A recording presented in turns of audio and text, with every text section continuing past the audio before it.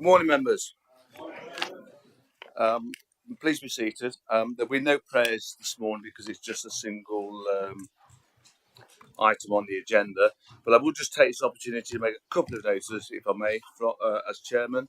I know some of you may be aware, but from email circulated, that the Nottinghamshire Scouts have been awarded the Queen's Award for Voluntary Service, and we're entertaining them here on the 16th of November, where Sir John Peace, the Lord Lieutenant, is going to present them with this award.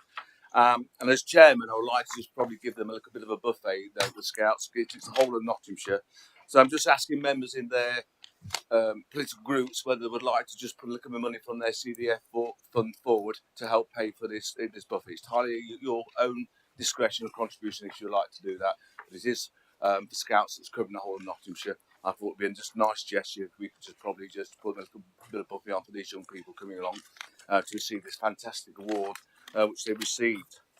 And also, if all members like to, I've got a carol service on the St Nick's Church, Maid Marian Way, on the 8th of December. And if you'd like to come along with your family members, please do so. There will be carols and lessons there, so everybody's invited. It's the church where my chaplain Francis has been preaching at, so everybody's welcome. Thank you very much for that, Chair, ladies and gentlemen, members. And now I'd like to ask any apologies for absent. Yes, thank you, Chairman. I have apologies from Councillor Philip Owen, from Councillor Reggie Dare, both for other reasons, and Councillor Boyd Elliott for medical reasons.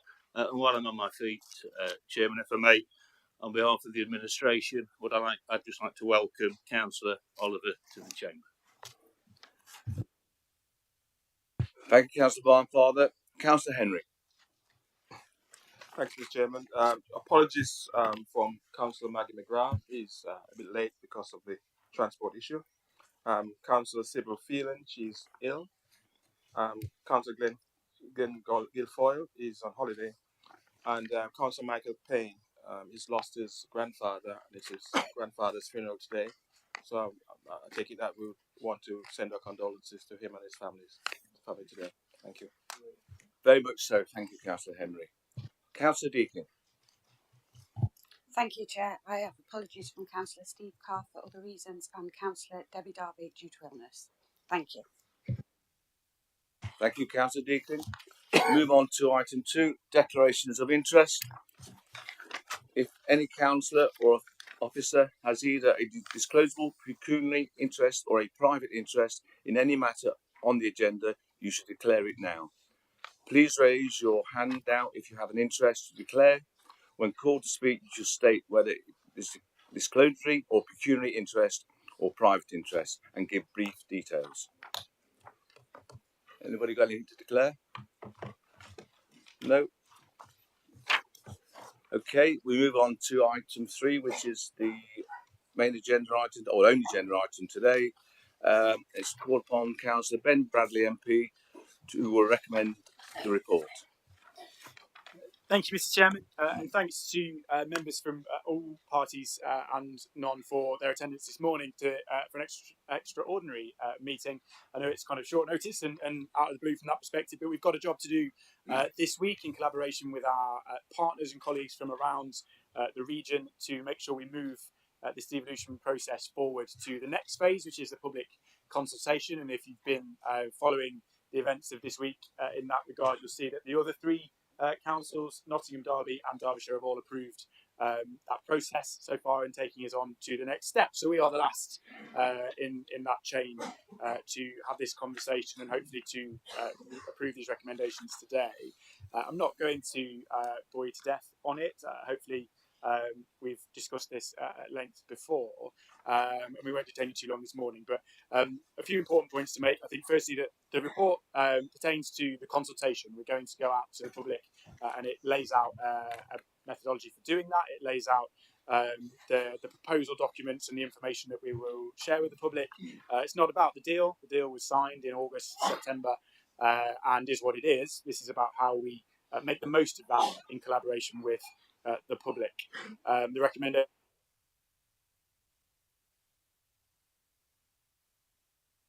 We can't amend the deal itself here today unilaterally. That's a negotiation with partners and with government. So just important to make that clear, I think. By way of overview of what it all means and the opportunity, which I know we've talked about a lot, and I won't, as I say, I won't bore you to tears on it, but we've signed a deal with the government, which I think early September from memory, with the 4 upper tier authorities in close collaboration with districts and boroughs and other stakeholders around the region through the Economic Prosperity Committee and others. We've been talking about this for a good year or more, and it really is a historic opportunity. We, over many years, have had the lowest investment, public and private sector, as a region. This is an opportunity for us to rectify that. When you look around the country at other places who have these kind of arrangements, Greater Manchester, for example, the West Midlands, which are probably the most comparable ones to ours, they have stormed ahead of us since those devolution deals have been put in place. The West Midlands, in terms of investment, has the gap of investment between East and West Midlands has grown since 2016-17 when the West Midlands Combined Authority came into place, and we need to do our bit to catch up. It's already starting to see some benefit. We've got some in-year funding for things like brownfield regeneration, for things like green and environmental opportunities, retrofit, and other things that we're rolling out with partners and planning currently. And perhaps the biggest potential benefit, and we've talked for a long time so far, that we've already seen is the opportunity to bring something on the scale of step fusion research to our area. And I know that the opportunity to build a skills and transport pipeline around that through our devolution proposals played a big part in that decision to bring that to our part of the world. That's a £20 billion investment in North Nottinghamshire. So hopefully we're already starting to see those benefits and that interest from stakeholders, from businesses, from investors. I've always talked about that kind of levelling up thing that we argue about whether it means anything or not, but to me, that means being able to attract those kinds of jobs, those aspirational, well-paid, highly skilled roles to areas that haven't historically had them, to be able to offer those opportunities to local people. And then through this deal, to be able to tie around that the skills and the training opportunities, to be able to tie around that the public transport and infrastructure opportunities. That means it's our residents in Nottinghamshire who are able to take advantage of those jobs. And we're not just shipping people in from other parts of the country. I think STEP's a prime example, perhaps, of how we can pull all of that together through this devolution deal and be able to do something really meaningful that will change the lives of our constituents. As I say, it's passed through all the other 3 councils already this week. I hope we can do the same here today. And having followed those conversations in those other councils over the course of this week, there's some regular themes that have come up in terms of perhaps criticism or conversation that I just wanted to touch on perhaps at the start of this, and maybe we can head some of those things off at the pass. The first has been about the amount of funding in the gain share pot. Now, we've secured a £1.14 billion investment fund, if you like, and I know there's been some conversation about is that more or less than other places. Depends how you measure it, in truth.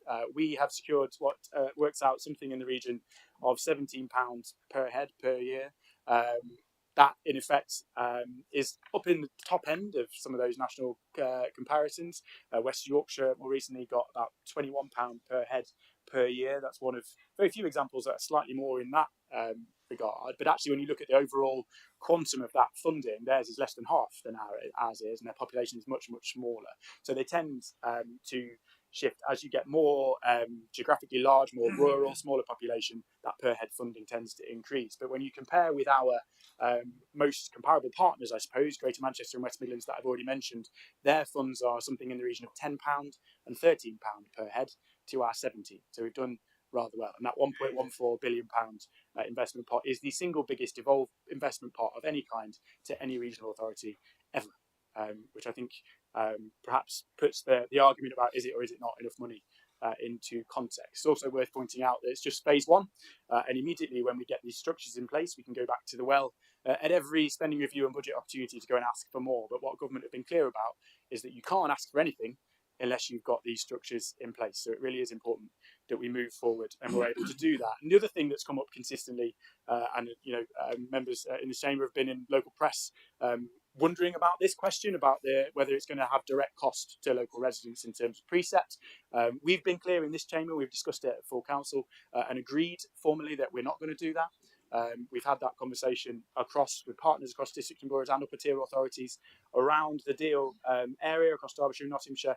We're all of the view that we're not going to do that, and nobody could come in, no mayor could be elected and do that without the consent of those authorities. So we can be pretty clear, we have been consistently pretty clear, that is not going to happen. So I hope that perhaps cuts off some of the conversation that we might get into throughout the rest of the day. But what's also clear is that when it comes to those questions, they're about matters related to the content of the deal, which can't change here today. We are talking this morning about that consultation process. So in summary, Mr. Chairman, we have a deal. It's worth just over 1.1 billion of extra new funding to our region. It gives us the opportunity to go back to the well, as I say, with a structure that allows us to go and get more. We've already agreed that we will negotiate and agree a transport pot ahead of the election of a mayor in 2024 for the West Midlands. That was another £1 billion. There really is a huge opportunity for us to draw in funding. And what we're asking today is for us to approve the consultation documents, to approve the information that's laid out here in the appendices, and to take the next step forward. We will consult the public, we will ask for their views, their priorities, and we will come back in the new year and assess that and make sure that our structures, that the way we manage this, the way we make decisions for our residents about how this will work reflects on those queries and priorities, and we're able to answer any of the questions, as I've already tried to do, that may come up. So partners across the board, overwhelmingly supportive, stakeholders across business, science and research, across education, overwhelmingly supportive of the opportunity. And I hope that I can rely on colleagues in the chamber this morning to help us take that next step, to be able to move one step closer to delivering on that for our residents. Thank you, Chairman.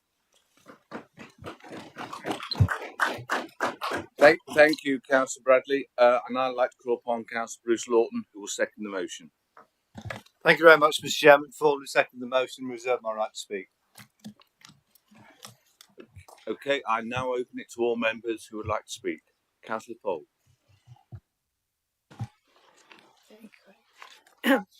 Okay, thank you, Chairman, and congratulations to Councillor Oliver.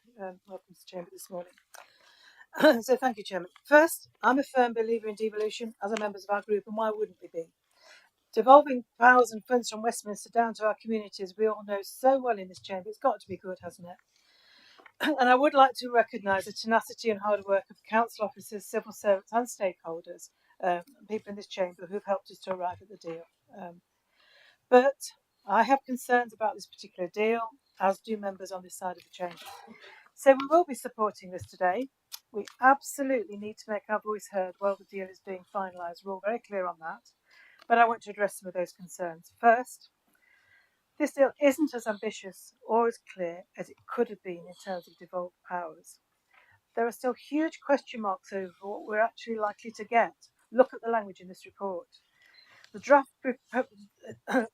proposal refers to potential 16 times, opportunities 47 times. Great, we'd lovely to get some more highly skilled jobs. I really hope it happens. But it only makes reference to guarantee once. And that is the kind of tone of the report, and that's why it concerns us. There are big gaps between what we're definitely getting, what we might get, and what is still up for negotiation. And that lack of so many clear funding commitments is a major concern, especially given the chaos that's going on in the government at the moment. We keep getting told that the deal has been signed off and is cast iron. Really? The second issue is it is not as ambitious and equitable as it could have been, as I've said earlier. Is this the largest devolution settlement in the country? No. Does it in per person terms even offer the most equitable deal in the country based on our populations? No, it doesn't. As you've already said, Ben, the deal works out at £17.27 by calculation per person per year, and on that clear and surely the most meaningful measure, it is not the largest. And the leader even admitted that to himself at the last cabinet meeting in October. So we've some way to go yet before we can get anywhere near levelling up after years and years of underinvestment in our region.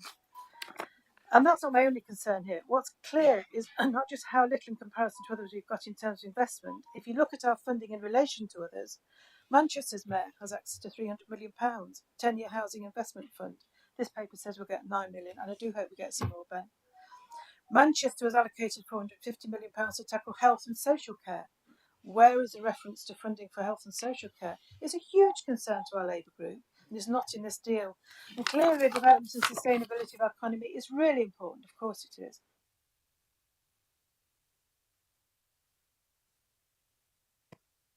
And support.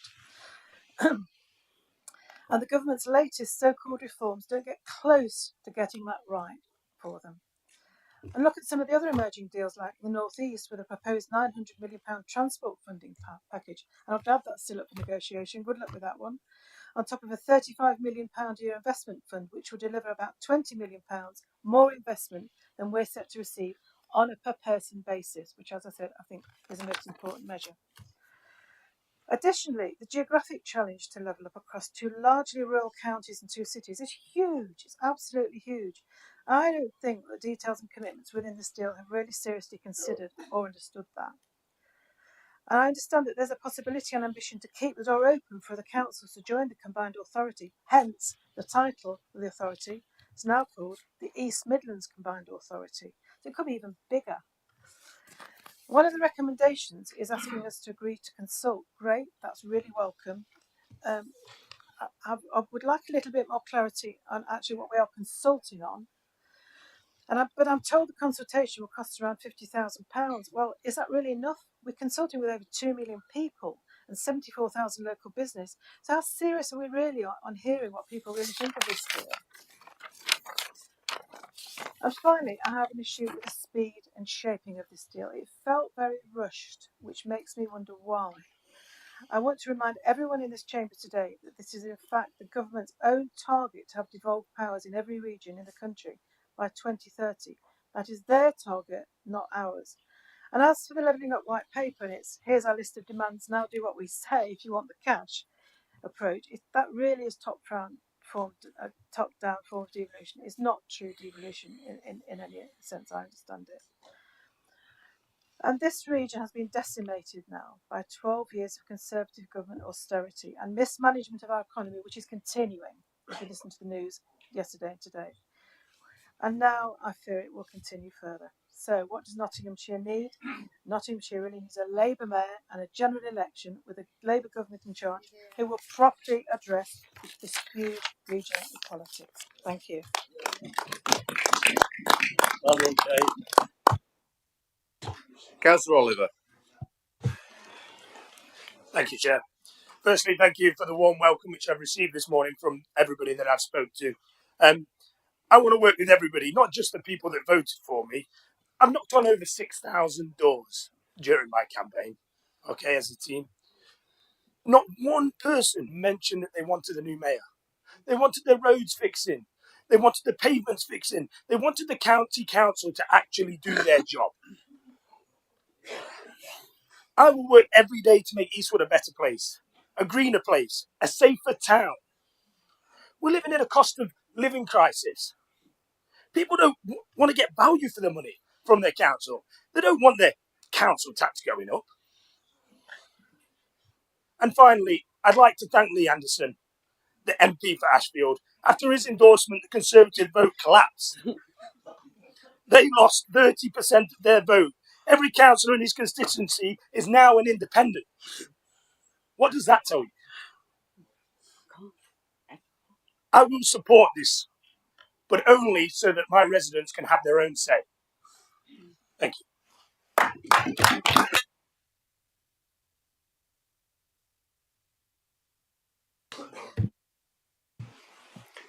Thank you, Mr. Chairman. I think this is what you call succession planning. Of course, I'd like to welcome first Councillor Oliver to our group. I'm absolutely delighted, although Marge and Keith and I were still at Broxtowe Borough Council this morning, and we have made it here. Some of us are a little bit worse for wear because it was a very late night. Mr. Chairman, members know, Councillor Bradley knows, that I've been cautiously supportive of this deal for a long time. I described myself when we sat in meetings with the Minister as the most difficult customer in the room, but that I was supportive of Ben's ambition to bring more funding to our county. We've always argued about the around the edges of it, really, whether the money's enough and whether the governance is right, and lots of other things. And I'm still cautiously supportive, but I still have huge concerns about those things. And Councillor Bradley spoke about jobs, of course we're in favour of bringing more jobs and improving economic regeneration of the region. But it strikes me as odd that we, as a partnership, can't get simple things like the ADMC off the ground in Ashfield, which would be of regional importance for jobs and our economy, both for Ashfield and Mansfield and wider. And there are stumbling blocks, and I think if we can't show that we can get simple it's not simple, it's a really big and ambitious project. We can't get those sorts of things off the ground. Where are we next? And I think we've got to show some of those things as a test case for bigger and better projects and devolution.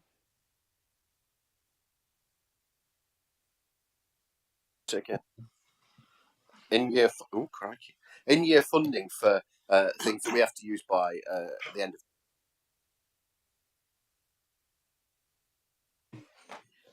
I don't like this. There's things that are in-year funding that we've got to address and deal with. There really isn't a plan to do this. There's some £9 million we have to spend this year, and I think some of those things, if you've got planning permission and they were lined up, you'd still struggle to do them. But of course, we want to see that investment happening. My group, it's the first time I address the chamber as leader of the opposition, but my group are now to vote in a number of ways because they have a number of different concerns, and I think that's the beauty of independent politics in local government. But they have a huge amount of concerns, particularly about the consultation, for example, and I know we're to agree that, but as Councillor Fall said, is the money enough for that consultation? How broad will it be? How much will you listen to it? How honest will it be? How robust will it be? Because there is a huge amount of things. You spoke about the council tax and the precepting, that all the constituent authorities there would agree not to have it, but you've left it in the document. Take it out the document if nobody wants it in the document. We put an amendment down that was rejected, rightfully. We don't disagree with that. But if all those constituent authorities are saying they won't have it, then it shouldn't be in there. The infrastructure of governance, the financial imposition on local authorities, district councils and boroughs will already lose the business rates pool, the UK shared prosperity funding. They may be asked to pay and contribute to other elements of the government. And I think people have seen promises like, well, we said we won't do it. They want to see it in black and white. And I think this is the opportunity to do that. And that's why there's a lot of consternation in my group about what this means and can it be trusted. We've seen lots of national dallying and changing on what people say over the last couple of weeks. People in Nottinghamshire now deserve to know what they'll be consulted on. And I do think this needs to be a genuine consultation. It can't just talk about the benefits or perceived benefits. It needs to be honest with them that they could have to pay, say, council tax, additional precept, that those benefits might not be anywhere near where they are. And I think group leaders need to be in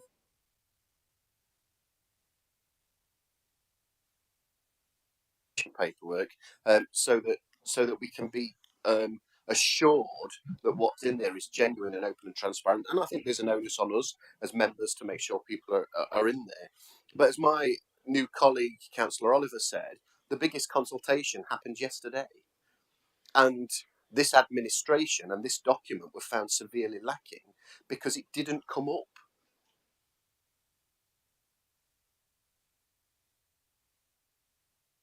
Please, can we have another mayor for Eastwood?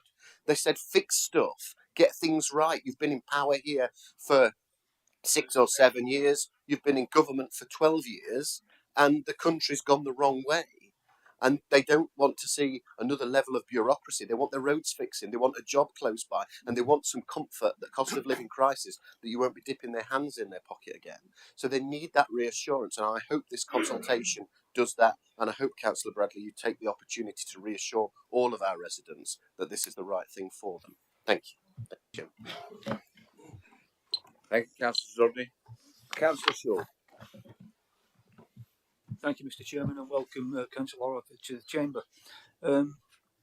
I've great concerns that this will burden the people of Nottinghamshire too much. I have to address what the leader said, that we here in Nottinghamshire County Council have agreed not to raise the precept. But that doesn't mean to say that once we've got devolved powers, that will not happen.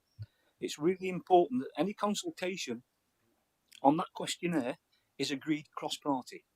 It's also going out to the public so they can have a robust and true transparent consultation across Nottinghamshire and Derbyshire, having the same questions put to them, and also must have the same positives and negatives on that consultation. So it can't just be online. During the looking at the draft proposal, our ambition is to be a real consultation. This should be the people's consultation, not ours. Given that we have a rate of 10% or more on interest rates, and at the moment now we have a 3% levy on the cost of borrowing, so you've got a 3% interest rate, which is likely to rise between 5 and 5.2% in the next 18 months.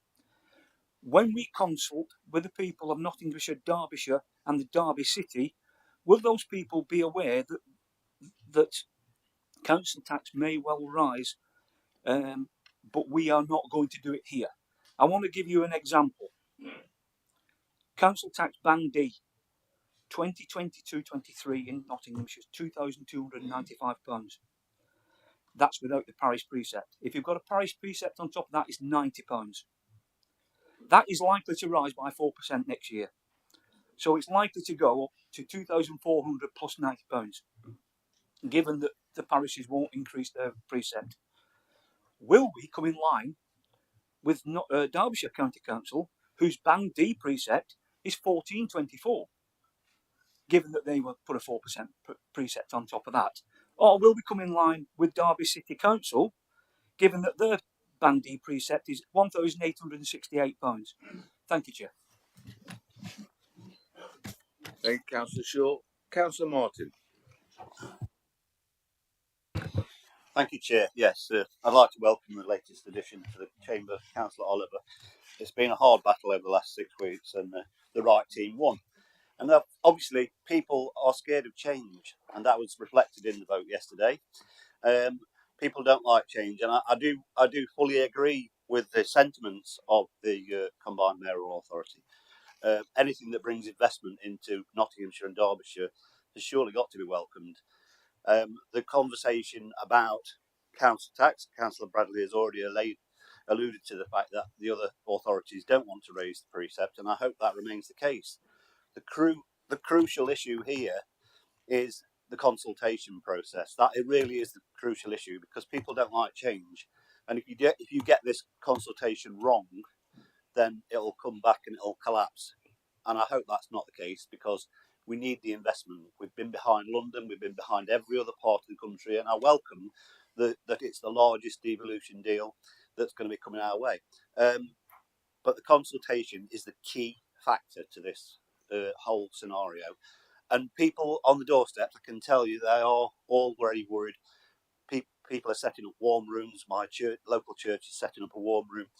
The cost of inflation and interest rate increases. If we don't get inflation under control in this country, then people are just going to see that.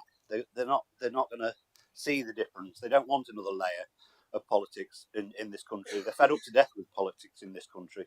That's quite clear. But the biggest fear is that we will put the council tax up, and that will have to come through the consultation. It will have to be reinforced through this process that we don't intend to do that. And it's my understanding that the whole idea behind this money is to bring money down from Whitehall down to the counties, which is a good thing, because it's bringing politics more local, and that's what our party is about. So we will be supporting it, but we just want to make sure that the consultation process is robust and thorough and reflects what people want, because people are frightened to death of change. Thank you, Chair. Thank you, Councillor Martin. Councillor Place. Thank you. Can I be very parochial and ask, when this is all happening, if you'll support the reappointment of Doncaster Sheffield Airport? It was last flight this week, and a lot of people have been unemployed that day. You know, it's a big thing, and it's right on border. I know it's on border of Tracy's as well as myself's area. You know, it's a big letdown, and they put all infrastructure in, but what's it going to do? Service housing? You know, I'm really concerned. Thank you, Councillor Place. A very good point. Taken on board. Councillor Neil Clark. Thank you, Mr. Chairman. This is about opportunities. It's about opening doors to opportunities. Because for too long now, as Councillor Bradley outlined, for too long, the East Midlands has been trailing behind investments in other areas. When I've talked in, whether it's other councils or in national roles in the LGA or wherever, I've often said the East Midlands or other people in London and elsewhere view the East Midlands as that sort of wilderness that you travel through to get to somewhere else. And we've been the poor relations to the West Midlands. And this is our golden opportunity to bring ourselves up level with investment in the West Midlands and other regions. And it's absolutely vital that we actually do that. Councillor Bradley mentioned, and I'll mention it again, in the West Midlands, it attracted an additional £1 billion in transport.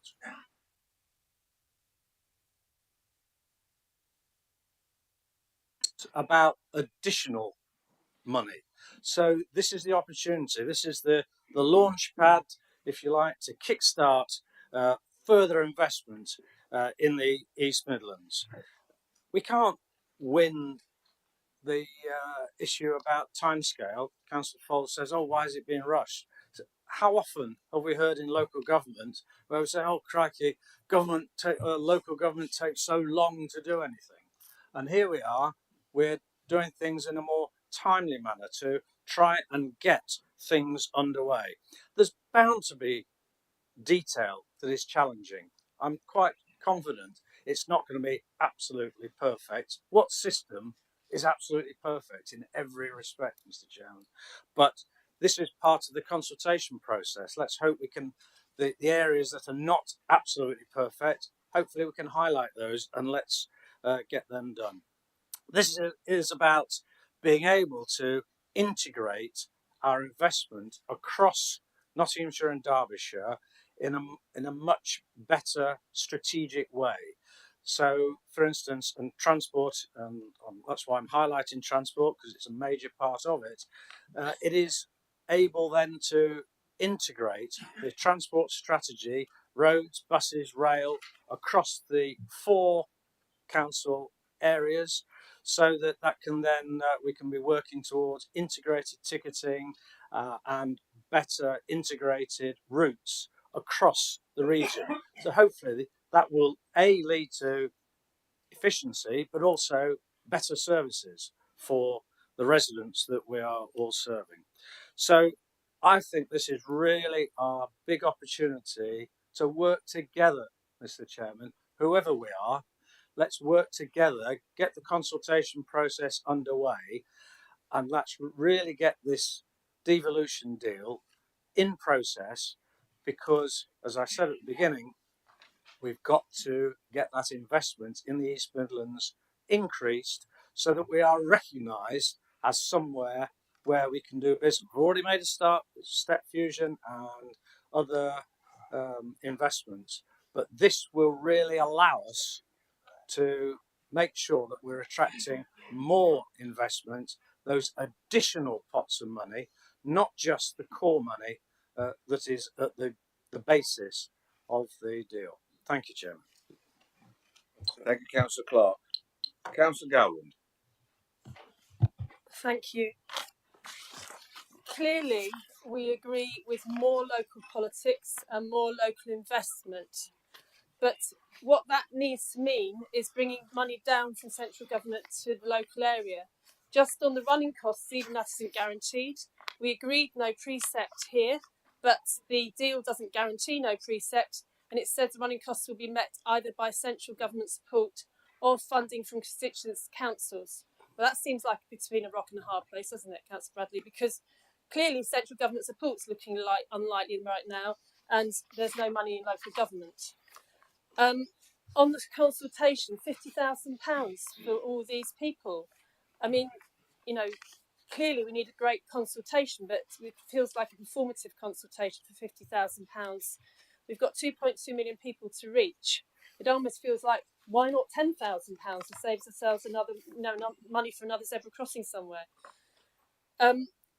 What are the guarantees here? We've heard today about cutbacks to Northern Rail. We've heard about the Northern HS2. We've heard of cutbacks to Sizewell B, the nuclear power station. Is there any guarantees to STEP? Thank you. Thank you, Councillor Garland. Councillor Creamer.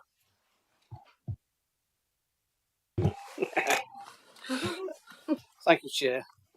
It's just on the actual devolution deal itself. I mean, as I said, has already been said by others that we actually do need the money. But when it actually comes to being equal with West Midlands, etc., and getting up to that level, we're not.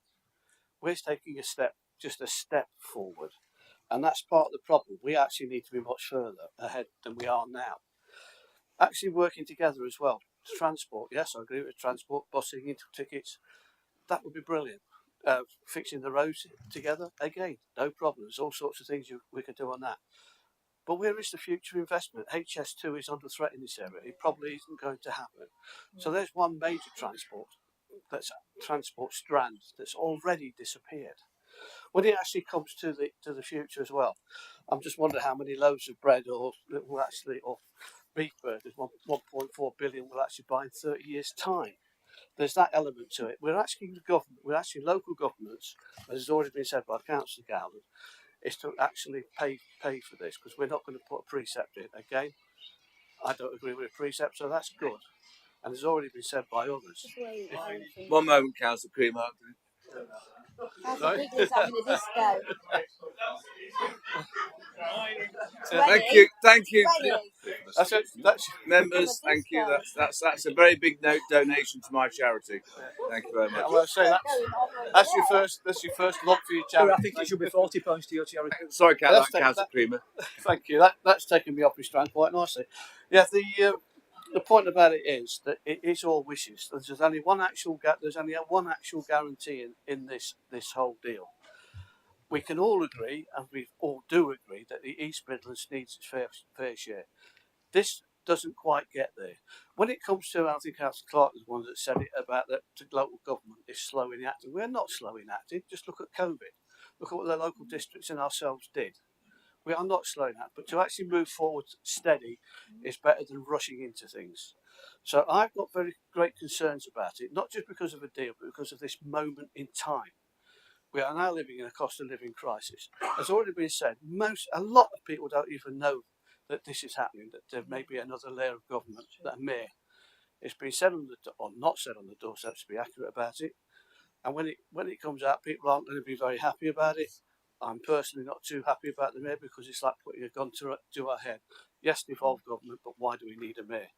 We could work it out ourselves, in my opinion, but as it's already been said, it is what it is. But going back again, the consultation. It is what it is, the consultation. Why bother with a consultation? We need a proper consultation, and the money that's been put aside is nowhere near enough.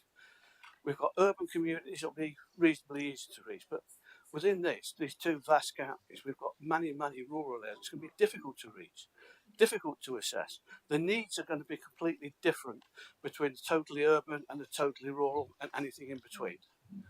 And how are we going to assess that on this consultation?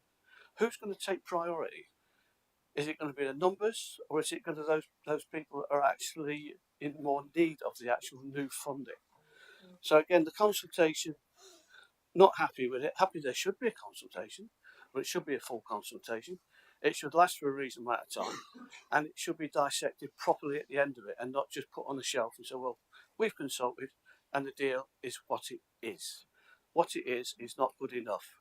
We need more. The East Midlands need more. We always have. It's a step in the right direction, but it's a step. And I'd sooner move forward just a little bit steady rather than actually jump into something and then be tied to the 1.4 billion, etc. over the years. No inflation proofing, nothing. We don't know what's going to happen with that, in all honesty, next week. We don't know tomorrow what's happening with HS2. So we're moving into this deal, and I keep repeating it, one step forward in the right direction. But at this moment in time, I think we ought to be steadying ourselves.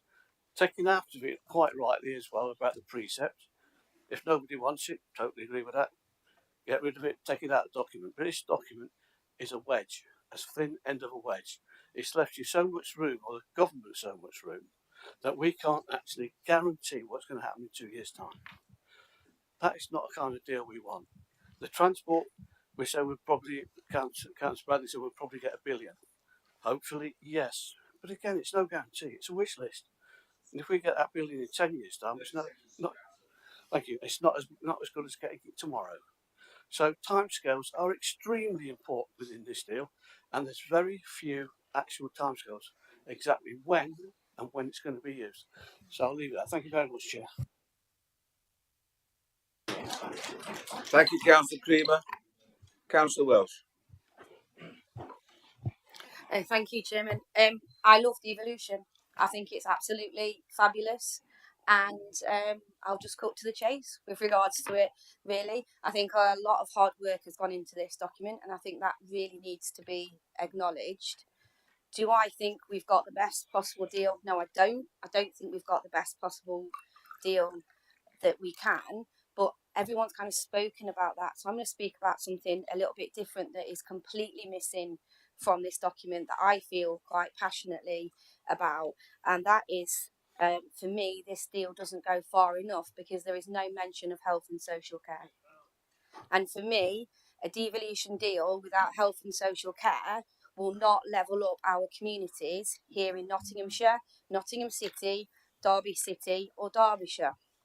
I hate to keep going back to Manchester, but the University of Manchester has just done a huge study with regards to devolved powers in health and social care in Manchester, and what it's proven out of 8 out of the 10 districts in Manchester, life expectancy, particularly in most deprived areas, has actually got better. Is it a huge amount? No. But here in Nottinghamshire, and I will stand corrected if I'm wrong, but for over 20 plus years, the life expectancy between the south of Nottinghamshire and the north of Nottinghamshire has been over 7 years. And it's not shifted. It's not moved. And here we have an opportunity with devolution to go forward and ask for more devolved powers in our health and social care. The reason I feel so passionately about devolution is because I've seen both sides. I've seen how it works in Westminster and I've seen how it works in here. And I believe that we are more well equipped, people are more well equipped wherever we are to make decisions locally when you understand the communities, when you understand that hospital, when you understand those health needs, when you understand those communities fully. So for me, this deal as it stands doesn't go far enough. And my plea would be that this is actually perhaps the first start of our devolution deal, and that actually we should have bigger aspirations as to how we want to change our communities for the better. And that means looking at having devolved powers with regards to our health and social care. Social care is the biggest challenge for this council at the moment, the biggest funding challenge of this council, and yet I would like to know whether it's been pushed with regards to being here within the devolution deal. It makes a difference. It's been proven to make a difference. So for me, I've read the deal 4 times, I admit, because I like reading it. I like devolution, I really do. I'm an absolute devolution dog. I absolutely love it. And as I said, I fundamentally believe that we are more well equipped to make decisions about our own communities here locally than they are in Whitehall or Westminster. Firmly believe that, whether that's transport, whatever it is, we are more well equipped. However, I do believe that this isn't quite as aspirational that I would have hoped it was. When we talked about devolution for Nottinghamshire, I was really excited about it. Absolutely fantastic. I'm not as excited about it now as I was, I've got to admit. And I will change if we can have some more conversations about, one, upping the amount of funding that we get, which is really important. I will say it's not just about the amount of funding either. The great thing about devolution is if you're making decisions about a certain pot of funding and you've got that better knowledge, then actually that funding goes a lot further. So it isn't just about the amount of funding, it's about being able to make those decisions locally, because actually you know how it works and you know what that community needs. which is what we've seen in health and social care actually in Greater Manchester. That is what has happened. And they've been able to link it up with their housing and their transport. And there's one strategic work stream for all of it, and it all links up together. Is it perfect? No, it's not perfect. But if we don't push for greater powers with regards to health and social care, we are really, really missing a trick. So what I would say is, firm believer in devolution, looking forward to how it progresses. But for me, this isn't quite as aspirational enough for the people of Nottinghamshire, especially those most deprived communities, as I would have liked it to have been. But I do appreciate that a lot of hard work has gone into this. Thank you, Councillor Walsh. Councillor Barney. So, following on from your positivity that you've just injected, Councillor Welsh, into the chamber, I wanted to do exactly the same. Maybe we should get together and have a Devo party, because I too am really excited about devolution. Oh, come on! You can help with adult social care as well. So let's work together. This is incredible. I have been on a personal journey with this one, because I have to say that from the outset, I was dead against devolution. I've seen that some of the flaws in it that have happened with all the devolutions since the beginning of time, since I think Tony Blair invented them. And I had concerns about what it would bring to Nottinghamshire. I had concerns about there being this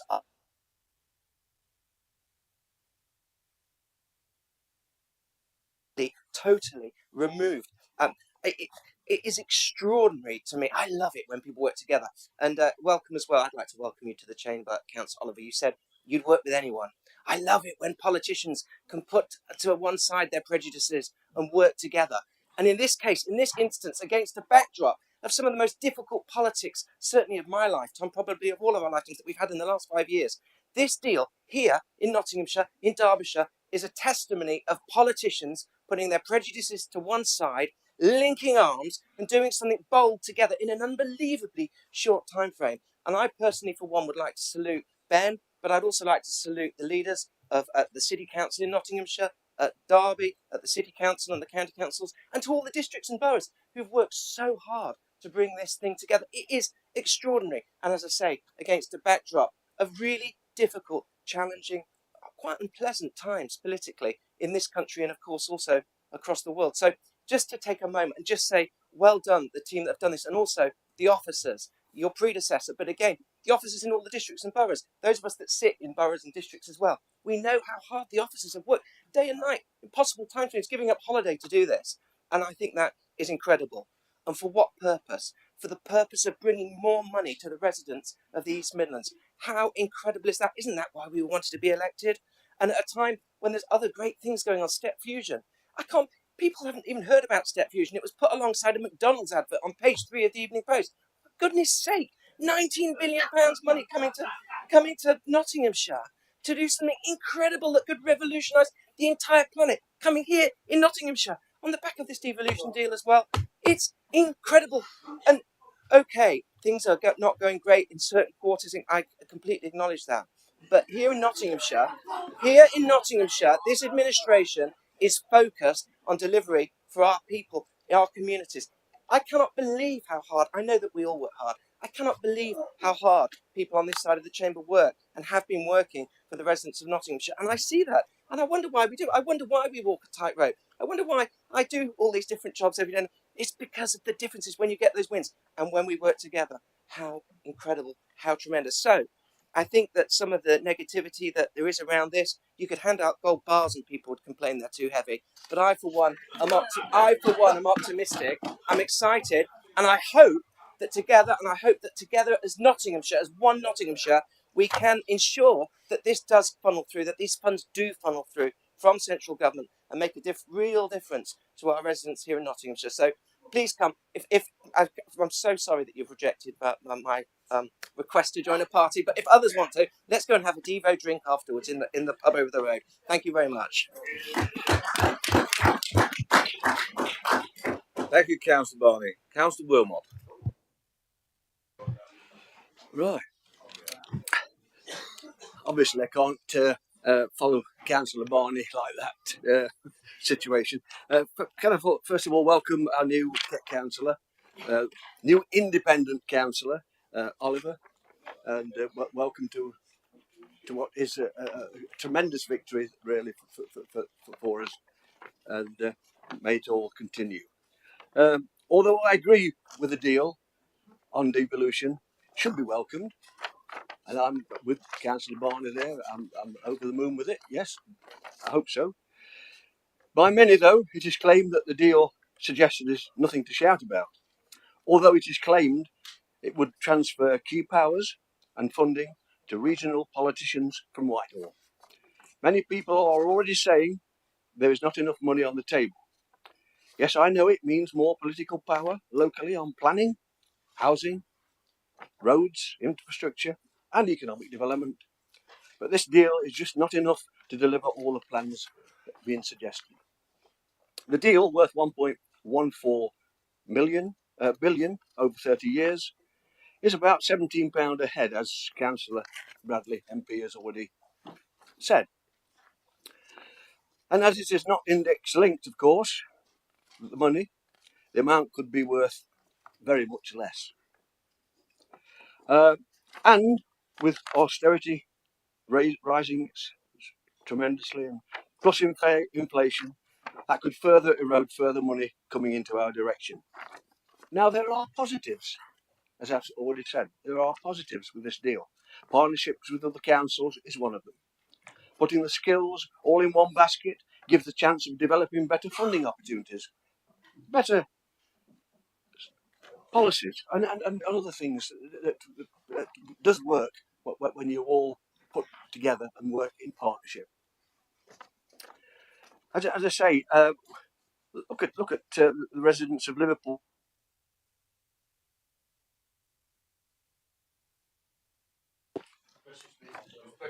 Oh, as newfangled things. As I say, look at Liverpool, Manchester, Newcastle, Sheffield, Leeds, and Bristol. They're all having a go. They've all signed up to the deal, and let's hope that it does really improve things, because a lot of improvement is needed in our towns, in our cities, and everywhere else as well. I know that the deal is not perfect, but it is a start. But I've already said we'll wait to see what the population think about it after the consultation takes place. I've said before I cannot support the residents putting the bill for the new mayor and his team, so I welcome Councillor Bradley's idea or suggestion that it won't happen. We'll check on that as the time goes on. Can I also say I do hope that before money is allocated to each area and so forth, that it is done evenly between each authority and not dealt out politically. There are serious issues that need addressing. Homelessness rising, domestic abuse rising, community safety a problem, social mobility and supporting young people in their journey to adulthood, and the most important issue, tackling drug abuse. They all need addressing instantly if we can do it. But as I say, I'm hoping that this devolution will help in some way in that way. I look forward to these problems being addressed through the partnership approach. So, Mr. Chairman, thank you for allowing me to speak on this issue. There are good things coming out of it, but there are questions that need to be answered. And obviously, as an opposition member, I will be making sure that the residents of Nottinghamshire, Derbyshire, and the two cities do get something out of this worthwhile. Thank you. Thank you, Councillor Wilmot. Councillor Clark. John Clark, sorry. Yeah, thank you. It's two of us, both with MBA as well. Thanks, Mr. I just have to drop that one out. Thanks, Mr. Chairman. Yeah, I mean, I totally am in support of this, because, you know, 6 years on or 7 years on from when we tried before, it's glad to, you know, it's taken a long while to get there. The thing I will say is we're in a mess, as you know, quite recognised across this chamber, in the country and everywhere else. There is no sign of leadership. There is no sign of anything that's positive. There is no actual gap in that curtain that says a little bit of light there. We've got a chance in here, working together, to do that. We have a duty of care. And when people say who you're representing, you'll say the Independents, you'll say Tories, you'll say Labour. I don't. We're representing the people that we represent in our local region and our local areas. And that is a duty of care, both health and everything else that goes with it, safety, all those types of things. And I think with this, if we present ourselves, I mean, I just started thinking about it, you know, just put a blank sheet of paper now, and Councillor Oliver, welcome. You've got a chance because you're just coming in today with no sort of history and none of the badges that all sorts of people have got here. But you can look at it and say, well, how are we going to do this? Because everybody's going round, the world is going round in absolute turmoil. This is a chance, and it's not, as Ben the leader said, the 1.4 billion, it's the money that can lever in. And I would expect in this chamber, when I'm banging away on a bridge across the Trent, Sue's on about Kelham Bridge, and we're on about the roundabout at Ollet and all the other stuff, all the hands go up, and it's not just one little block and one little sort of insulated area. I think there are things that are missing in here that should be high on there, and we'll come out of it, there's no doubt in that. Climate change and all those things are affecting us. But how do we get the business going? We've got a £2 trillion debt, national debt, that, as you know, people who have ever been in debt, you've got to pay it off. There's no free meals, and you've got to pay it off, and you've got to work a plan to do it. And that needs strong leadership. It doesn't need a retired MP coming out thinking I'm going to have another good job for 4 years or whatever it is. It needs somebody that's got, whether it's from business, whether it's from ourselves, amongst ourselves politically or whatever. We've got to get that leadership to make this area work. And people know I come from Derby originally, so I've got both sides of the county. I see how it works with the engineering, which is one of the few areas, true engineering, is down the road there. The universities and all the backup, the technical stuff we've got in this county of Nottinghamshire, we should be able to make an absolute excellent team. So, Mr. Chairman, I would urge everybody to support this because I've put a pound coin there, and it's just not to give away. But well, I will. I might give it to the chick. But yeah, but this is it. And we've been saying exactly not enough, and we've been saying we need, but you need a lot more of these. To buy things, you need a lot more. We've got to put that. If we show a united front, no matter whatever government's there, they want somebody will sit up and say, they've got a bit of sense, these guys have. And he goes, you don't just say, yeah, let's have a look. Let's have a look at that plan they've come forward with. You know, there's a hell of a lot of talent on these benches. We might not agree with it politically all the time. There's a lot of talent here that could drive this forward and make us a leading region, not only in the UK, but in Europe as well. So I'd support. Thank you. Thank you, Councillor Clark. Councillor Savington. Thank you, Chairman. Well, I'm very happy to follow Councillor Clark. He obviously preempted what I was going to say.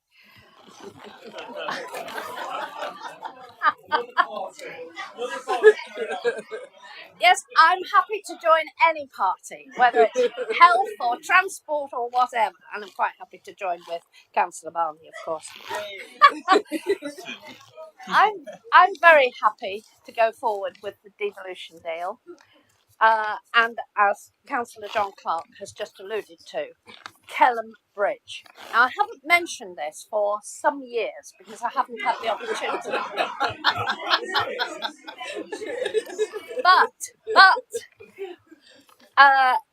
Kelham, yes, is a small village. The A617 runs through Kelham. But Kelham opens up to the rest of the counties, including Derbyshire. Now, Councillor Clark here, our Councillor Clark, said transport was going to be very important. So let's have it marked right away that Derbyshire will be involved in helping Kelham Bridge have an improvement, because all of this depends on the economic viability of the villages and towns around. If Kelham Bridge was to be knocked down by these huge lorries, there'll be no economics in that part of the county. So I'm hoping that when Derbyshire are involved and this devolution deal comes to be, then they will be talking with Councillor Clark, and let's be getting an improvement on Kelham Bridge, which will certainly help the rest of the county and Derbyshire and Derby. So I couldn't be more pleased. And I'm pleased to have the opportunity to mention Kelham Bridge. It won't be the end. I did used to mention it nearly every council meeting, but I haven't had the opportunity for one reason or another, but it's come up. And as for health, yes, I'm sure that Councillor Barney here and Councillor Doddy will make sure that health is also important, which it is. And Councillor Doddy tells us every time how important all the health is, and I'm sure let's have a party. You and Councillor Barney and even Councillor Welsh if she's wishing to come to. Anyway, it has given me the opportunity to highlight Kelham Bridge once again. So thank you, everybody. Thank you, Councillor Saddington. Councillor Deakin. Thank you, Chair. I'm just going back to the consultation aspect, but to you, Ben, really. So I love consultation, but I'm going to make you think about my gran. She's 86, and bad gum, have I had some grief off her because she's a part of Rotherham Council, and everything they now do is online. No matter what she wants to do, even if she wants to do a garden waste bin, she's got to do it online, which obviously means that then I've got to do it online and I've got to find out who she's got to talk to. So I'm a big fan of consultation. I like consultation. It's the right thing for us to do, but I just want us to think a little bit differently about it, about talking to our local councils, making sure that we put paper copies in the local council buildings around the district, about our libraries, about the county magazine, if that's going out at the right time, don't know if it is, there's an advertisement in there. We've got our parks like Rufford Country Park, places like that where they can be there, banners on there. Let's really make it a really good public consultation, because the more people that we've got involved in that, the more people who have had their say in their opinion, the more they're buying into it, and the more we can move forward with this with confidence. So rather going through everybody's bits and pieces about their worry about it, I just wanted a few little bits that give you that, just those different options, and just think a little bit outside the box. And just whenever you're remembering it, just think about my gran, because I'm going to send it your way coming forward. But it is just remembering those people who don't do it. We've got a lot of those people who don't do it that way. Or my gran won't travel from her little village into Rotherham City Centre. She won't, she won't do that. So we've got a lot of people in our rural areas who won't travel here. So let's use our partners and our colleagues to promote it for us as well. Thank you. Thank you, Councillor Deakin. Some good points there. Councillor Henshaw. Thanks, Chair, for bringing me in. I, like my colleagues, and I presume the majority of people in this chamber, will be supporting the motion regarding this deal. And there's an old saying, never look a gift horse in the mouth. So who would want to really reject any additional money? Even when that additional money, well, is it additional money? I presume it is. When you look at what has happened to local government finance over the last few years, then it's perhaps money that we should have had anyway to do the things that we do best. Because local councils, and it's right, devolution does work if you bring things close to the people. There was an old campaign in the 80s, Close to the People campaign for district and borough councils, which a lot of councils adopted. If you make decisions close to the people, then you get a better decision making and better results. But in saying that, when Conservatives come to us with the open hand and with the ingratiating smile, it's right that we remember when they weren't so friendly. It's right that we remember that we've had 12 years of austerity. It's right that we remember that people in my division of Mansfield West are going to food banks, are frightened to put their central heating on, who are actually struggling to make ends meet. And Councillor Barney, ever the optimist, well, I've been in this I won't say profession, in this job for quite a long time, and I tend to be optimistic because I think that people can make the right decisions.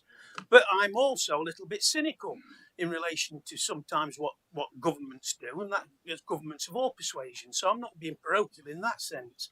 I mean, when you look at the relevant points that Councillor Welsh made in relation to making sure that this deal should have and should really have part of this deal in relation to social health and healthcare.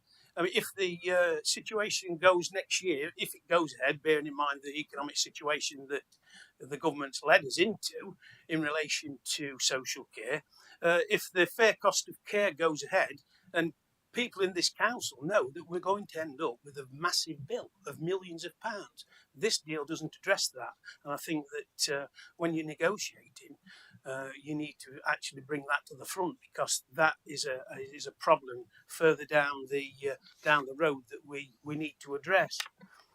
People in my division of Mansfield West, possibly, when you knock on the doors and I talk to them, nobody's brought up devolution to me.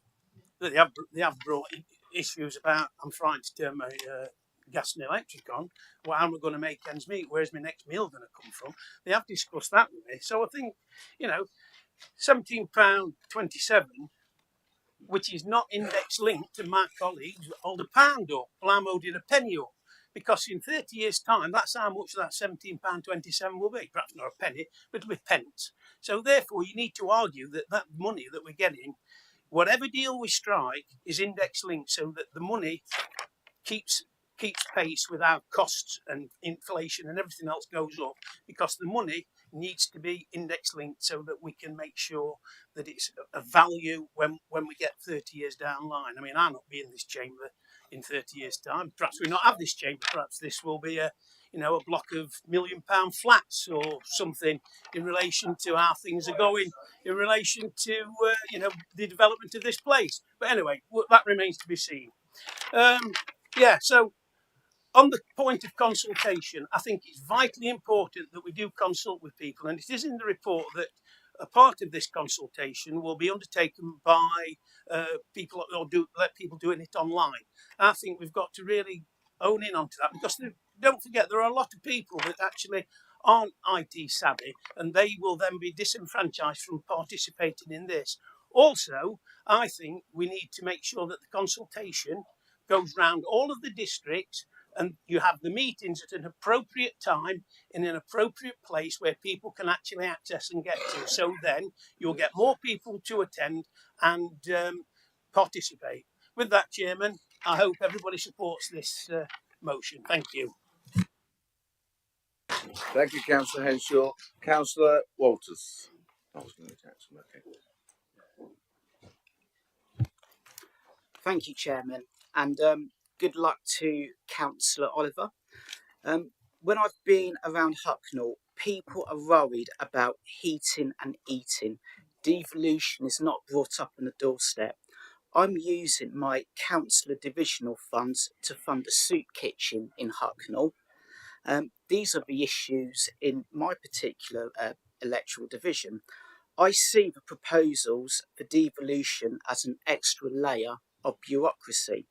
We cannot mandate for what future councils may or may not do across the East Midlands, which may actually diminish our voice as well as a council. If council tax goes up, and even if investment comes in, I don't want this turned into a mini EU setup. So I mean by that, where we pay in and our money gets spent elsewhere in the East Midlands under some sort of future regionalisational plan. We need fair funding for Nottinghamshire. We don't need a mayor or extra precepts. So let's actually have a proper referendum on the matter. Let's put it to a public vote rather than a tin pot consultation as outlined on page 65, which most people will have no idea about how to access or actually contribute to. Thank you, Chairman. Thank you, Councillor Waters. Councillor Jackson. Yeah, thank you, Chairman. There's been a lot of talk today. It strikes me we're going to spend 3 hours debating this, and it's going to be almost unanimous, if not unanimous. And we could have done that at 10:05 this morning. But it's been an interesting conversation. I'm getting a sense of deja vu. There was a lot of talk about the timing. Some that it was too quick, some that it's been too slow. Well, the answer is it's been far too slow. It's been going on since the late 1990s. John Prescott kicked it all off. I've been here long enough to remember Mick Warner coming up with a big bang change, probably about 2001, 2002 for Super Council, which rapidly fell apart because no partners had been involved in discussing it. I was, along with Councillor Zadrozny, Councillor John Clark, MBE, and Councillor Neil Clark, MBE, in lengthy meetings about this about 6 or 7 years ago. And actually, there was agreement between us and Kay and John Collins. It fell apart because the conversation that I've been listening to in the last hour was the conversation we were listening to in those meetings. There were some council leaders for whom it was going too far. There were some for whom it wasn't going far enough.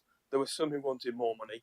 And there was an inability at that time to compromise. Those who derailed that, and I'm not talking about Nottinghamshire council leaders actually, it was some in Derbyshire for lots of different reasons, some of them valid locally for themselves. Those who derailed that then have cost us hundreds of millions over the last 7 or 8 years. They've cost us jobs, they've cost us infrastructure. What's happened recently on Councillor Bradley's watch is that a compromise has been brought together.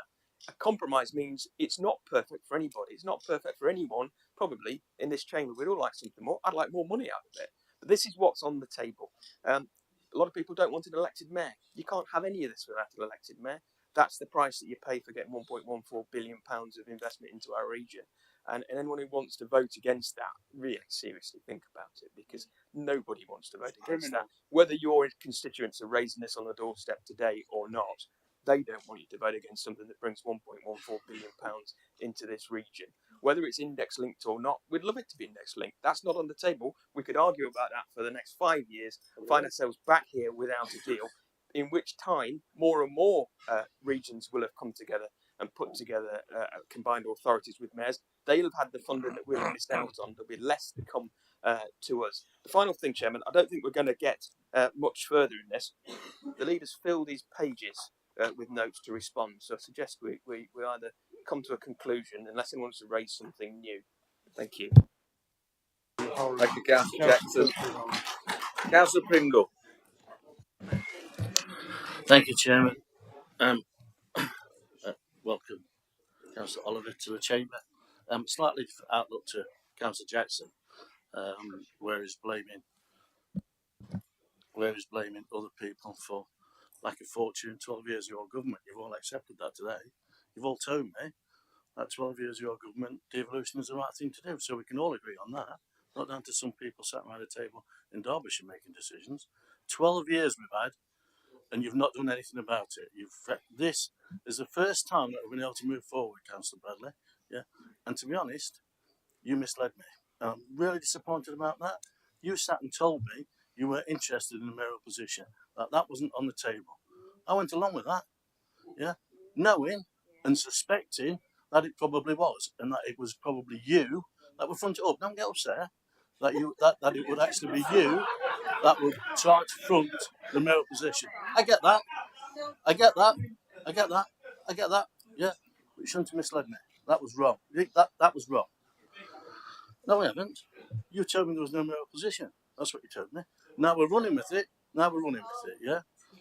Look, the fourth tier as well, Councillor Bradley. The fourth tier is again something that I think we all must be cautious of. Yeah, that's something that I think we need because of including all the district and borough councils. So it was never nothing that wasn't going to be on the table. It was always going to be on the table. And I think some of the discussions that the district and boroughs have raised under your chairmanship, so to say, have been positive. Yeah, they've put a lot of things forward that other members have been able to liaise through to them. And again, the 1.14 billion, tremendous, fantastic. That devolution is exactly what we want. Yeah, you know I'm supportive of that fully. Yeah, is it enough? No. It's 33 pence a day. The last time I had 33 pence or 30 pence mentioned anywhere in the media was to feed a family of 5 if you made 95 meals a day. So, you know, there's going to be comparisons and there's going to be scrutiny and there's going to be... Don't give me the eye. I'm telling you, it's true. The service provision funding, we can't lose track of that. We cannot lose track of that. We've got Councillor Barnett, Councillor Taylor, adults, children. We know the situation there and we know already that if there's a reduction in service provision, it will be these two that are going to be hit hardest. We can't have that. So, in accepting what people say, that you've got the ear of government, have the ear of government and give us some relief on these for our people that need these services. Yeah, and I know this is a new run. I get it. I get devolution's a new run and it's a new badge and it's something exciting. But these services are going to be here forever. We've got to concentrate on them as well and not just run away with these like the hair done in the tortoise and the hair. I think the Constitution as well. Yeah, that's got to be representative. I think last time the returns that we had, where we had, was it 14,000? I forget now. Whatever. Newark had 11,000. I think we had 14,000. What was it? Sorry. The consultation. Sorry. The consultation. Sorry.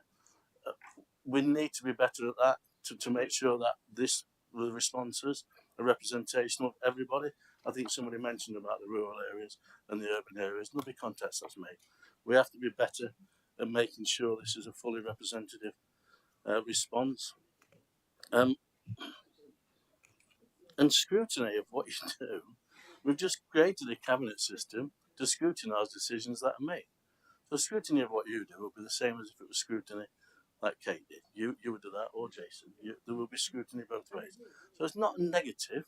Yeah, this is honest coming from me. I'm telling you honestly, looking in your eye and telling you honestly.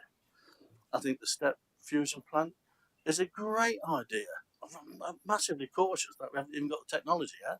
But if that's going to bring 20 billion, and something that we can develop, fantastic. The transport system, like Councillor Clark mentioned, goodness me, get us the Robin Hood line, get us the Maid Marian line, independent rail plan. That's where we want to be. Yeah. My concern outside of this is next August, when the Levelling Up and Regeneration White Paper goes to Parliament. So I'm assuming that during that time, you will have a brief of what's happening with there. If in your position, Councillor Bradley, you have got to be on top of that for us to make sure that this devolution deal expands greater than what it is now. And I think you will. I think you will.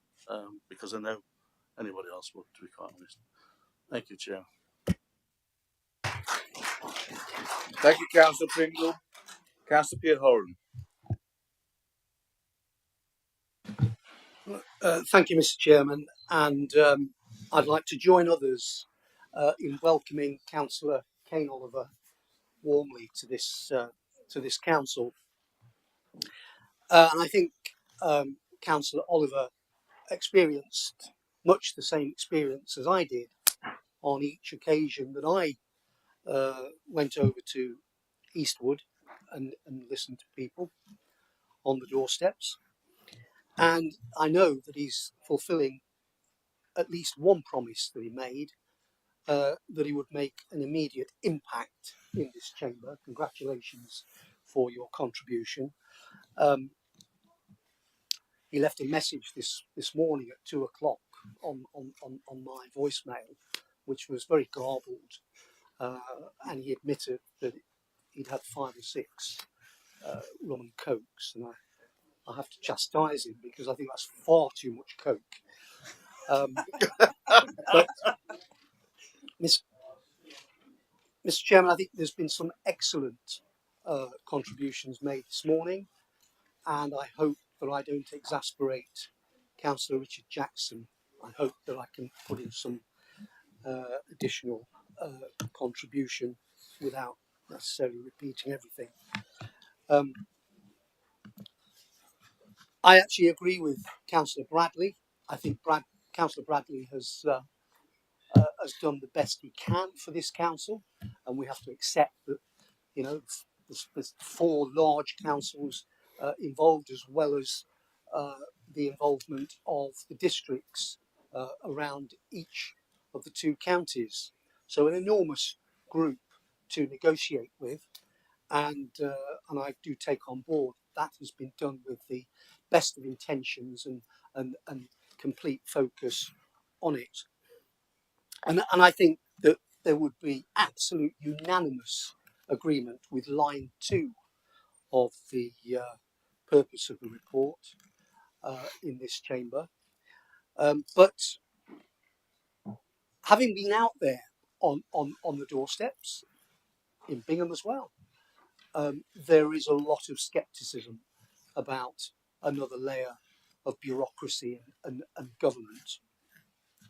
And as Councillor Bradley said, we are way behind one or two other unitary authorities. But let's be clear on this. It took the Conservative group over 4 years to begin to come to an agreed position. I know I was involved in the discussions that we had since 2017. So you know, it's not just the fact that the government have slowed things up. You know, we didn't know what we wanted between 2017 and 21. Mr. Chairman,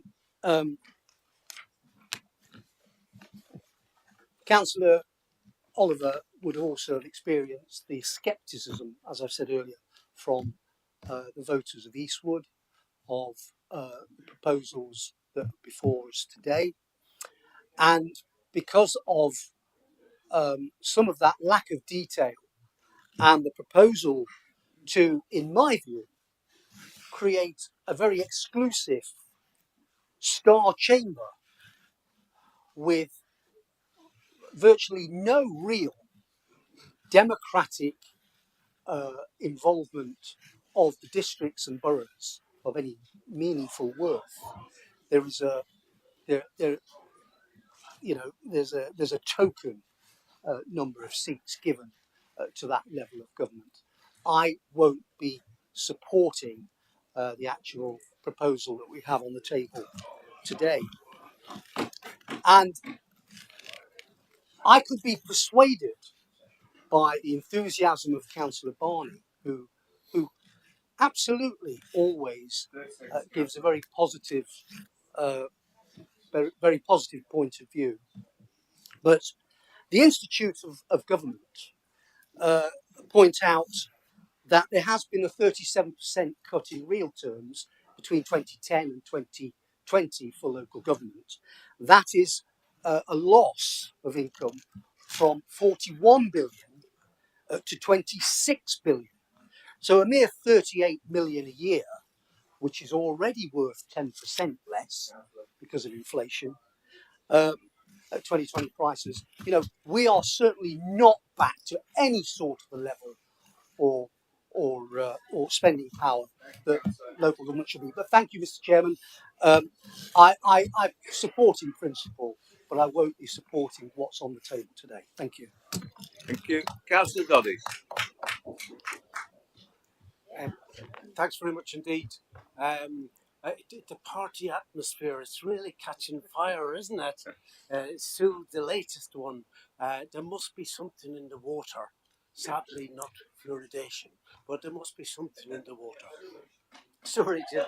Sorry, we could go cross-party here. We could go cross-party and have it in Oliver's pub in Eastwood.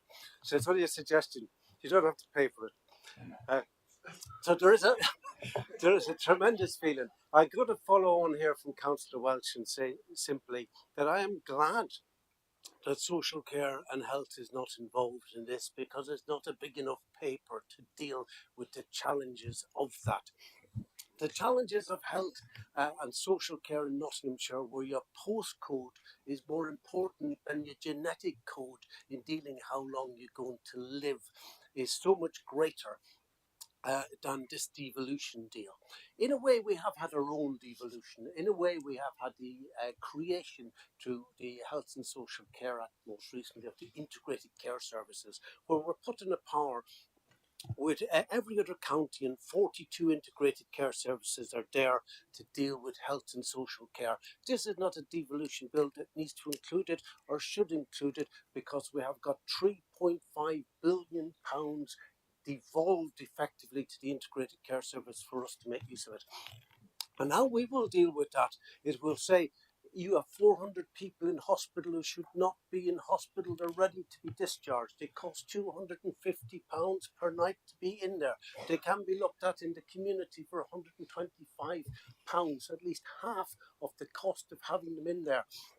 So yes, we need to move them out, but what we need to do as well is to make the money follow the patient or the resident. So when we move them out of the hospitals where it's extraordinarily expensive to keep them, and we move them into the community, that money follows into the social care provision that we need to deliver in the communities. So health and social care is its own challenge. As the representative of the Health and Wellbeing Board and Nottinghamshire County Council on the ICP, I am fighting for that for the council on a regular basis. But we have our own devolved budget. We have our own £3.5 billion, and we will make that work for the people of Nottinghamshire. This is a separate bill. This is your planes, trains and your automobiles bill, and I think it's a fantastic step forward like everybody else here. I share the enthusiasm around the room with regards to do that, but not to agree with it should not be based on anything related to health and social care, which is already in safe hands. I welcome the bill. Locally, I'm saying, locally. Look, I can only take a certain amount of responsibility. Sorry? There are people in corridors in the hospital. When we move them out, we'll take the money from the hospital and bring it into social care in the community. So, ladies and gentlemen, I fully support the bill. Do not want to see health and social care in it. We have the ICS, and I'm happy that that will be the vehicle to bring money into social care for the residents of Nottingham and Nottinghamshire going forward. Thank you. Thank you, Councillor Duddy. There are no other speakers. I'd like to call upon Councillor Lawton, who seconded the motion and reserve. Thank you very much, Mr. Chairman. I will stick to the devolution deal. I think it's a sensible thing to do. I've been in this chamber some years, a bit like Richard, really. I totally agree with what everything Richard said. I've watched successive leaders and opposition leaders in this council over too many years bellyache about the fact that they don't get enough money from central government and complain about it. I really do take objection to some of the councillors who have commented against the devolution deal in this chamber, when for the first time we're actually doing something about it. All they can do is complain. I think the real success that has been carried out over the last few months is the fact that we have got 4 upper tier authorities actually agreeing with one another for the first time in a long time, and I think that is a massive positive for the East Midlands as well as Nottinghamshire as well. And I think the opportunities that will arise from that with some collaborative working on behalf of these upper tier authorities is enormous. And I look forward to watching that happen over the upcoming years, and withdrawing from this silo mentality that many of these councils have had. I mean, for how long have we known the city and the county in Nottinghamshire be at loggerheads over quite a number of issues, and being able to talk with them and engage with them over adult social care and many of the other problems that we have across Nottinghamshire will be a real positive as far as I'm concerned as a politician. So I welcome that, and I think more to the point, I applaud the ambition of this document and the work that Ben has done. I've been watching. I'm obviously a position of responsibility, and I've been able to watch this move forward, and the way that they have managed the progress of this devolution deal is only really to be applauded, and that includes the senior management level of all the organisations. But and where I disagree with Councillor Purdy-Horan, I would just like to pay tribute to the district councils as well. They have put an enormous amount of work and time and effort into this over a number of months, and it is their support which has allowed this to get over the line. And you know, they've got John here. John knows how much work's been gone into this, and what the work that John Robinson take, for example, the Newark and Sherwood District Council has put into it. It has delivered something that I think will be a real positive for the East Midlands as a whole, and I look forward to seeing it develop over a number of years, and I look forward to seeing the mayor take control over the issues which really matter for the people that we represent and elect for us. So this is a real positive, and for those people that have spoke against it, think again. Don't vote against progress. If you vote against progress, you go backwards. Thank you very much, Mr. Chairman. Thank you, Councillor Lawton. Point of order from Councillor. What is it? What point of order?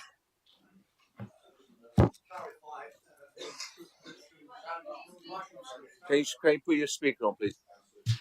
To correct an untrue statement. Point of clarification. For the record. Point 90, Francis. Point 90. Personal explanation. Personal explanation. On what statement? Just to correct what Councillor Lawton asserted in his speech. Mr. Chairman, I did not make light of the contribution from districts and boroughs. What I actually said was that it's just a token representation in what's going forward, and that there is a democratic deficit.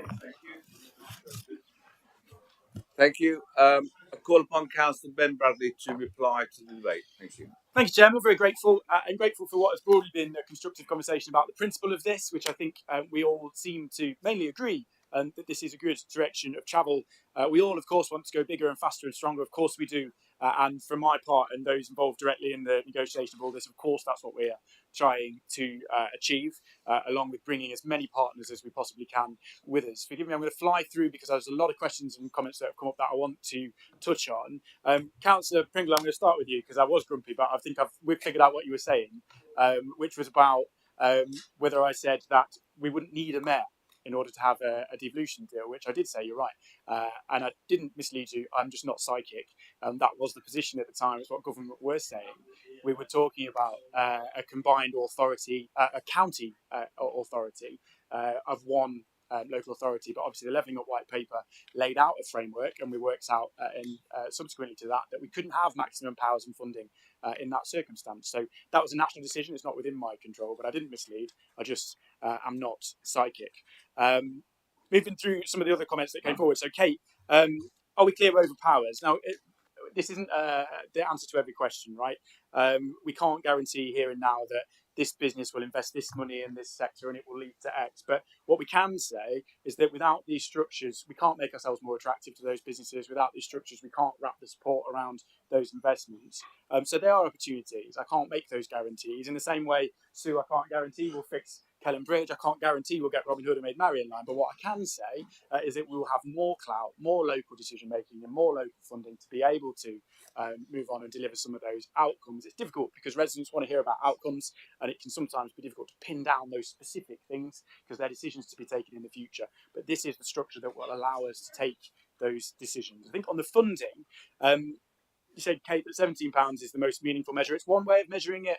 I think, and I've been frustrated by some of the conversations this week. I think one city councillor said it's the equivalent of a couple of McDonald's a year for local residents. I find that incredibly frustrating, that lack of vision and lack of interest in the conversation. We can talk about how this is £17, or we can talk about how this is an opportunity, as has happened in Greater Manchester, to turn that £1 billion into £5 or £6 billion, to invest £5 or £6 billion in our local economy and opportunities. If you want to talk about McDonald's, that's fine, but I think you're missing the point, if I'm honest. And that wasn't your comment, Kate, in fairness. That was, I think, Councillor Chapman in the city. But I find that incredibly frustrating because it's such a misrepresentation of this opportunity. On the point about 30 years and will this money be the same in 30 years, as Councillor Jackson says, not within our gift to manage that now, but those other authorities like West Midlands and Greater Manchester are already having that conversation with government, and when we get into that sphere of mayors and command authorities, we can lobby government in the same way for that inflation-based increases in funding if we can get there. And you're right to say that Greater Manchester has more, but Greater Manchester's been doing this for a decade. And I think it was Councillor Clark who said we've got to prove that we can be trusted to deliver this, right? If we get that accountability, we get that funding, we do something good and positive with it, and we show that we can collaborate and work together, then we will get more, just as the West Midlands and just as Greater Manchester have got more. Councillor Oliver, welcome, congratulations. You're absolutely right, I think, to say that residents don't raise the issues of local government structures and things on the doorstep. I don't hear that from them either. They expect us to deliver outcomes. I think that's absolutely true. It is for us here, I think, to decide what's the best delivery mechanisms, what's the best structures to deliver those outcomes, to explain that, to talk to residents about those priorities. I don't think they care less whether we have this structure or that structure or the other, for the most part. Some do. But it is about outcomes. And that's why we need to make sure that we put ourselves in the best possible position to deliver those outcomes in terms of funding and decision making and how we do things. And I think that's what this is about. I find it quite interesting. Councillor Waters said, on the one hand, residents don't care about structures. On the other hand, let's have a referendum. That sounds to me like a recipe for doing nothing ever. And I would really like for us to just be able to move forward. Councillor Zadrozny, you have been cautiously supportive throughout. I appreciate that, and you did. You're absolutely right. We're really helpful in the meetings we've had with ministers in terms of driving this forward, for which I'm grateful. I think in terms of the in-year funding points you made, we are progressing those. If you want to have a conversation with us about what that looks like and where that's going, very happy to do that. On the ADMC, we're working very hard to try and progress that. Is that it? I've got loads. We'd be really grateful for a more open conversation, because it took us 6 months just to get an idea of what the Ashford District Council's vision was behind that, but we're trying really hard to help. I've got loads of other things, so if other colleagues want to come and ask me their questions at the end, I'm happy to go through, not least around health, but particularly how we can, and we've already committed to expanding the scope of this deal in the future into public service delivery, into health and children's services, and what more we can do. That's a commitment in the deal. And I hope that we can get into that as soon as possible, because there's huge opportunities for it. But look, final sentence, Mr. Chairman. I'm really, really grateful for the collaborative approach of partners, stakeholders, districts and boroughs and others. I'm really grateful for the conversation we've had today, where I think we seem to broadly agree that this is a good step or leap or whatever forward on a long journey, but it is a positive step. I'm hugely grateful for the work of officers over the summer who are putting a huge amount of time and effort into making this happen and to bringing it forward. It's a big opportunity for local people, and I look forward to us being able to take the next step in that journey today.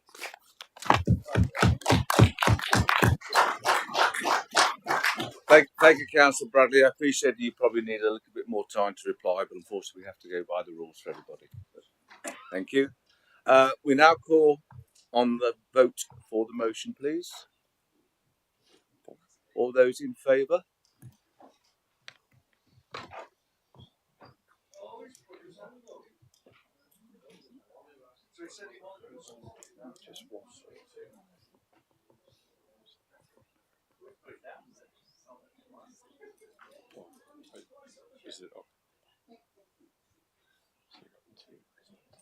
Sorry. Sorry. Keep your if you can make Keep your your hands hands up and visible, please. Sorry.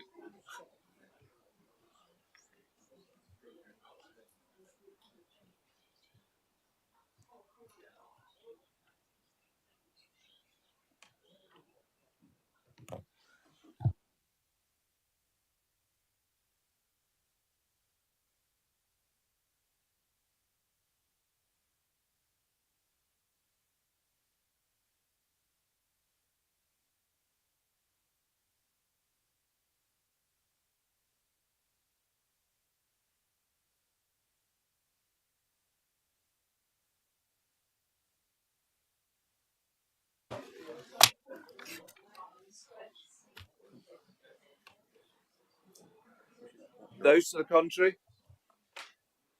Any abstentions?